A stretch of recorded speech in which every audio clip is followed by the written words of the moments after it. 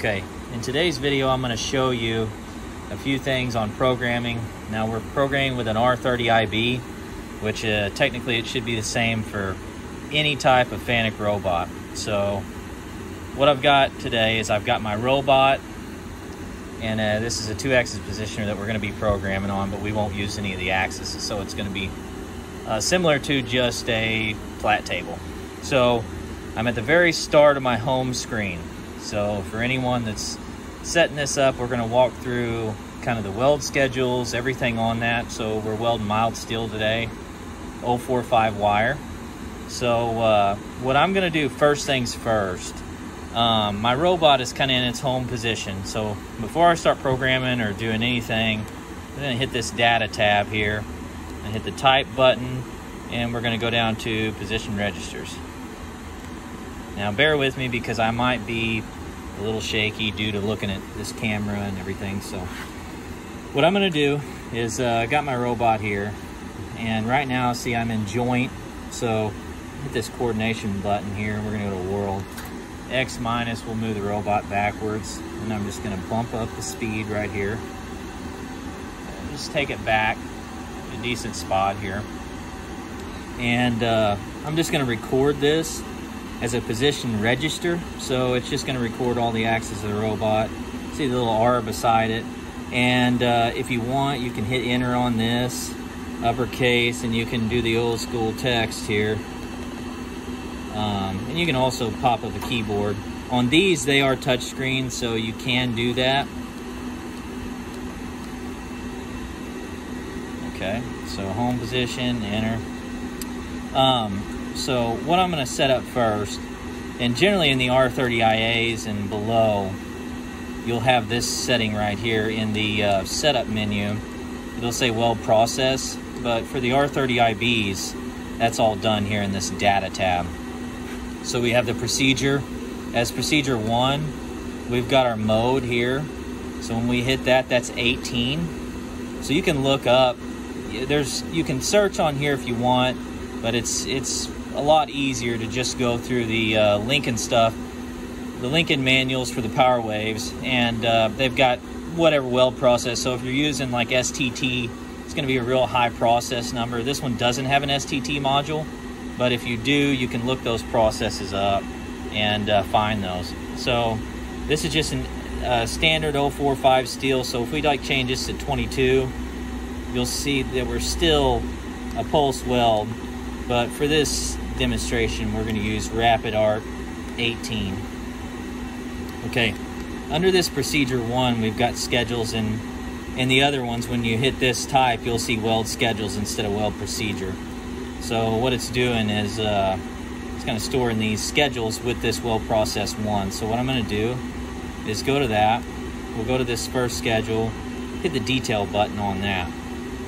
So we've got, you can name it whatever you want. We've got 325 inches a minute is our wire feed speed.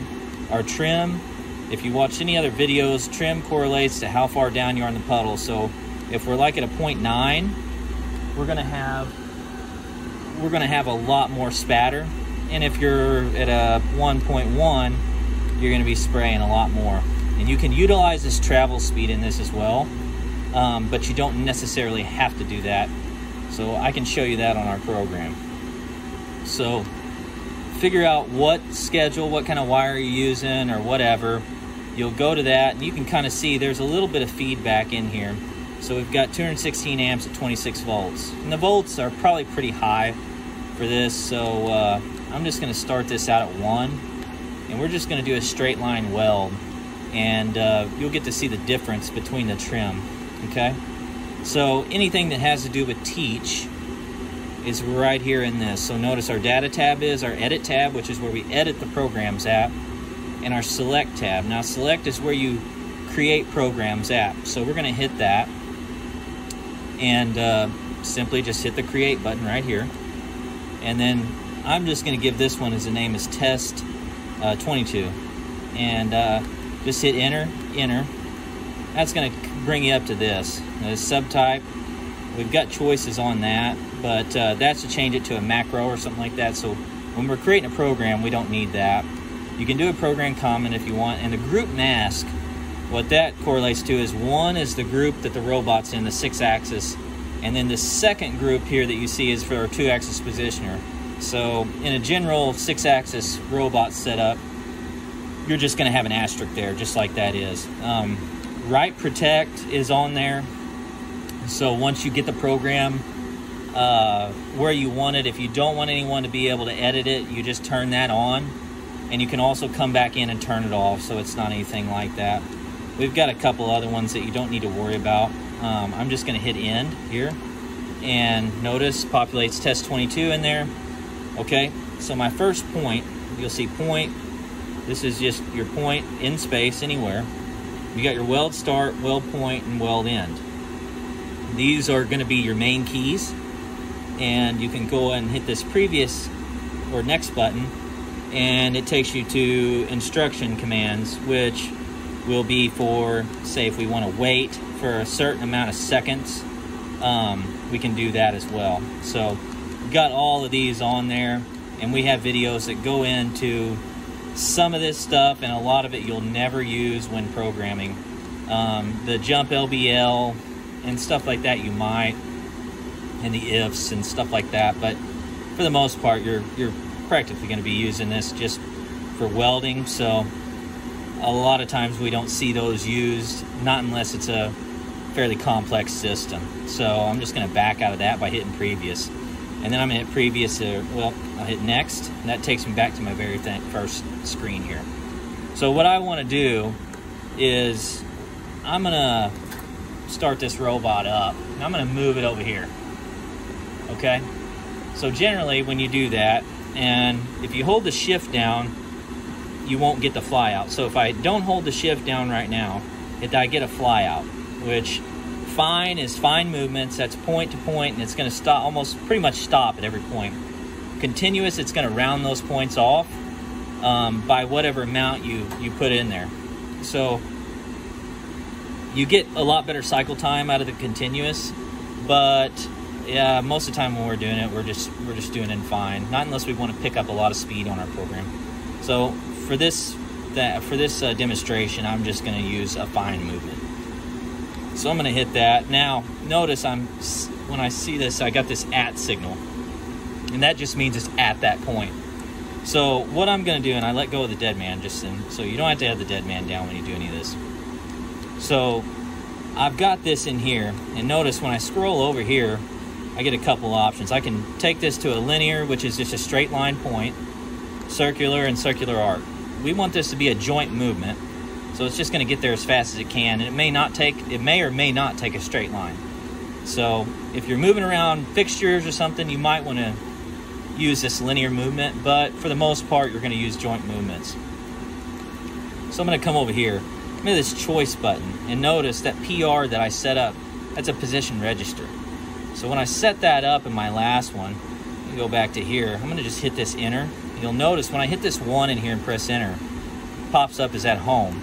So that's a global thing. So you can use that in every one of your programs. So I'm going to scroll back up, hold the shift down, the forwards and backwards is going to take me, and notice my robot now is moving back to the home position. So now we're back at home. So you always have to have the dead man and the shift held down to move any of these axes here. So remember, this thing moves like a CNC machine. So we're X plus, and I'm going to come down, Z minus. And let's just say, come out a little bit, go over, and I want to roll my head just a little bit that way. That'll give me a little torch angle there. So remember to always click down to the end when you're adding a new point in, or you're going to overwrite the previous point. So now, since I don't want that fly out to come up, I'm just going to hit point. Notice I get 100% fine whenever I do that. And like I said, you can roll over here, change any of these that you want. And that's just something that you can play around with in your program. If you don't want a lot of wear and tear on your robot or whatever, and you don't need the cycle time, you can always take that down to 50% or even less than that. You'll find out that these newer robots move very, very fast. So I'm going to come down here, and I want a fast movement about probably 2 inches above my part, and you'll see why here in a second. So I'm just going to hold the shift down, hit point again. So I've got 3 points in there so far. Now I'm going to come down and take my percentage down. Now notice I hit this. If I hold the shift down, it jumps by 25, or if I just let off the shift, now I can go down 5 at a time. So 10% is a pretty good one. I'm going to come down, almost touch here, and now I'm going to do a weld start. And notice we get a 40% fine movement. So what that's going to do, automatically puts that 40% fine in there, so it's going to slow that down. So that's why we left it 2 inches above it, is that we don't get the slowdown from 12 inches out, we get it from 2 inches out from our actual weld start. And notice here, you've got your process number, which was 1, and your schedule number, which was 1, which correlates back to this right here. So my previous button here, go back up, notice procedure 1, which is rapid arc, schedule 1, which is the one that we mess with, and we're just going to go into detail. I'm going to leave it at that because when I hit this data button again, it'll jump back to that screen. I'm going to hit the edit button now, go down here. So we've got our weld start in there. So let's run about a 3-inch weld. We might have a little bit too much stick out on that, but it's going to be fine. So I'm going to hit weld in right here. So we get weld linear speed, and that correlates back to this number right here, 22 inches a minute. Now, if we don't want to use that, go back to the edit. We can just put in speed there and say 25 inches a minute, and it's technically going to do the same thing. Okay? So we're going to hold the shift. We're going to recover out of that weld. Say right there, notice that when we put that weld down, it automatically populates with a linear. It's how you have to weld. Linear or circular is how you're going to have to weld in anything. So now we're just going to do another point up here, and then what I'm going to do, I'm going to just hit a point again, and then I'm going to come over here to this, do a choice, PR1, enter. So now that's going to take us back to our home.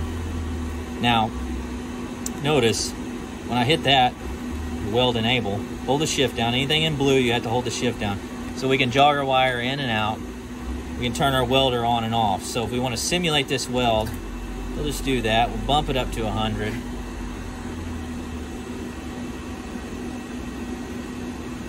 Now it's going to simulate the exact speed of it. And that's how fast you're going to weld right there. Now, I'm pretty impatient, so let's just bump that up to 30. And then all we got to do is scroll back to this, hit that. It's going to prompt you, say it's moving. So we're going to do that. It'll move back fast. Now it's going to move as we adjusted our speed just a little bit there. Okay. So I like it. It looks good. But what I want to do now is I want to add a weave to it. And our weave is the same thing as a weld schedule.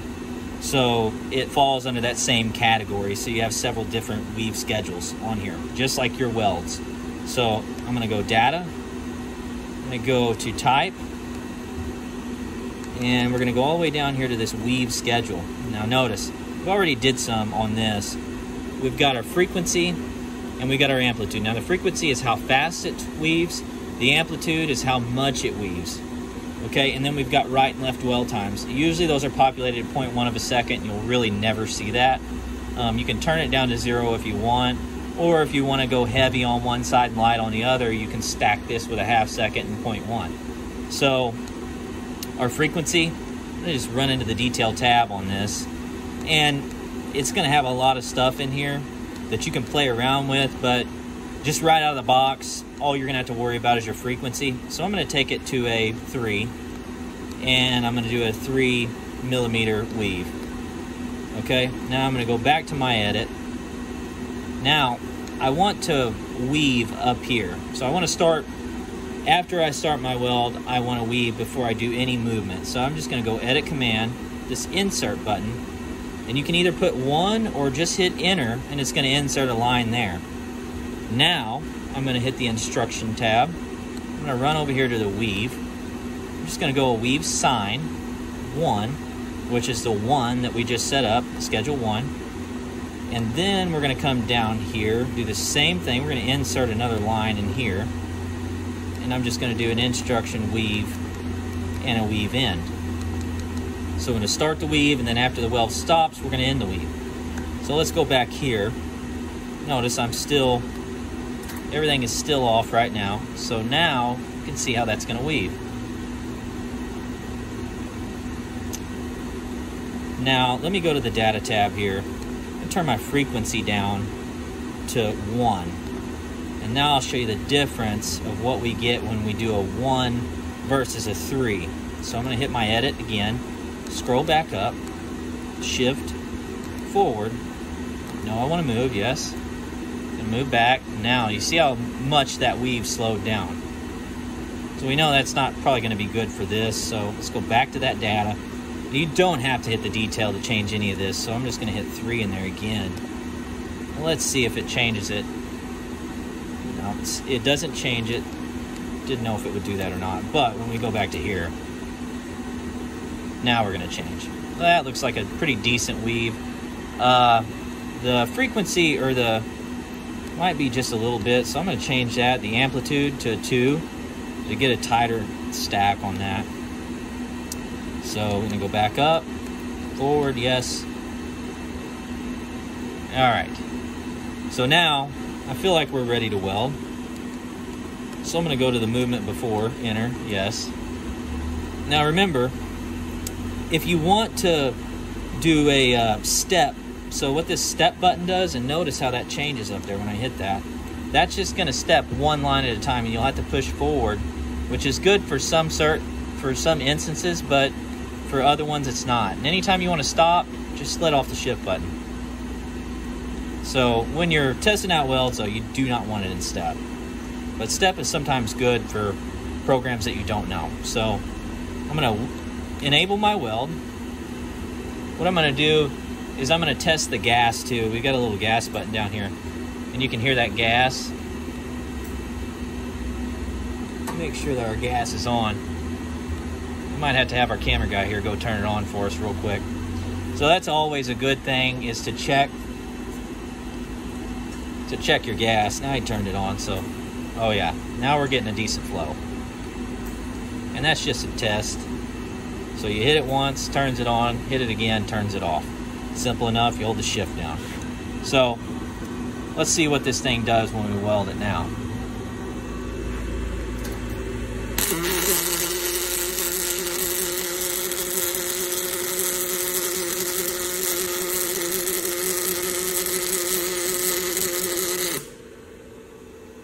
Okay, now that is indicative of our weld speed being way too fast, but that's not a bad thing. So I'm just going to come over here. I'm going to bump this down to 20. Then I'm going to come over here to this first movement here. I'm going to turn my weld off. Always remember to turn your weld off. And I'm going to turn it into step mode now. So I'm going to stop on this line here. I'm going to X plus just a little bit. And then now I'm just going to hold the shift down. I'm going to hit touch up. Now it shows us that we're at that point. Now we're just going to come back over and then back out. Maybe just one little touch like that. Run down here to our linear movement. Touch that up. So now, as we go backwards, that's going to be our weld speed now. So it's moving at the actual weld speed in reverse. And if you want to just get to it a little faster, all you're going to do is come with this joint movement. Now we're going to turn the weld, hold the shift, weld enable, step off. Now we're going to try it one more time, see what we get.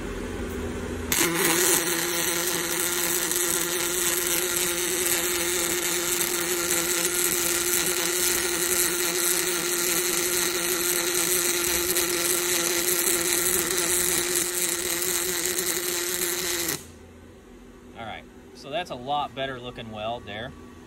And that was 20 inches a minute. So once again, going to turn my weld off. I am going to go back up to technically my weld start here. I am going to move that thing back to here. I'm going to touch this up.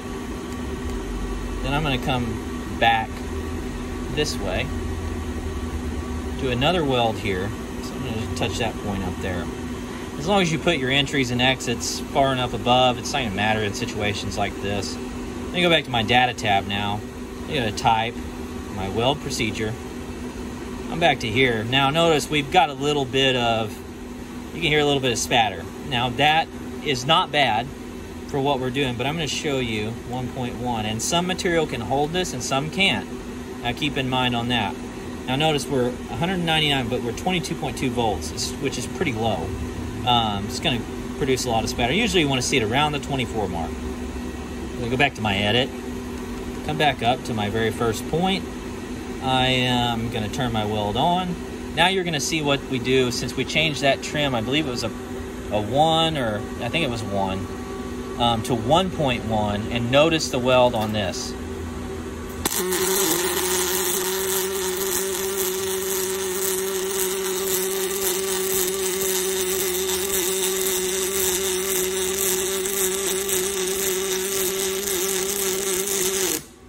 So the last one we were at was around 20. See, now we're bumped up from 22 to 23.8 volts. Now we can even go like 1.15, and let's see if we can hit that 24 volt range here. Let's go back to the edit tab, come back up to our very first point, shift, don't forget to turn your weld off. I keep doing it twice. Go back and see, I didn't turn it in step mode, but backwards in reverse is always in step mode, so if you forget it, it's no big deal. So I'm going to just come back here, touch that point up, come down to my linear, back this way, touch that point up, turn my weld on, back to this one. We're going to go hot again.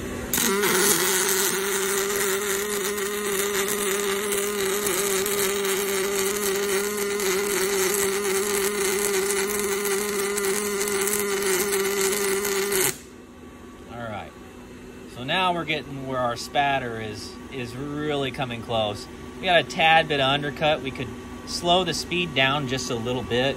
Now I go back into that data tab and see now we're at 24.7. That's about where we like to see it. Now, when you do take your amperage up, generally you need to take your trim. You just play around with it, but most of the time what we see is that your trim needs to come up with your voltage and so on and so forth. So the lower you go, the less on your trim that you'll need to be. So let's say if you're at 100 inches a minute, you might want to be at a 0.9. I mean, those are real vague starting points, but you know, for this. But that's kind of where we're at. And run back in here. Now if we want to take this weave sign off, if you decide you don't want it, you just hit the next button here, go to your edit command, you can delete. Now you can delete all these. Notice how it block deletes. Or if we want to just delete that one line, we hit yes, come down here, delete that one, and yes. Now we're just going to have a weld that's going to be a straight line. So we'll just touch that one up too. Turn the weld off. Go back to this point, yes. Now I'm back on that. Now I'm going to just bump it forward just a little bit. Touch that up. Come to this one. Come that way. And touch that line up. And then and also too, if you hold the shift and press the up button, it jumps by 10 at a time. But on this, so now I'm going to turn the weld on. We're going to go hot again. You'll notice with that weave, anytime you introduce a weave into it, you have to slow it down versus a straight line. So I didn't change my speed, but my weld will definitely change on this. So we're going hot again.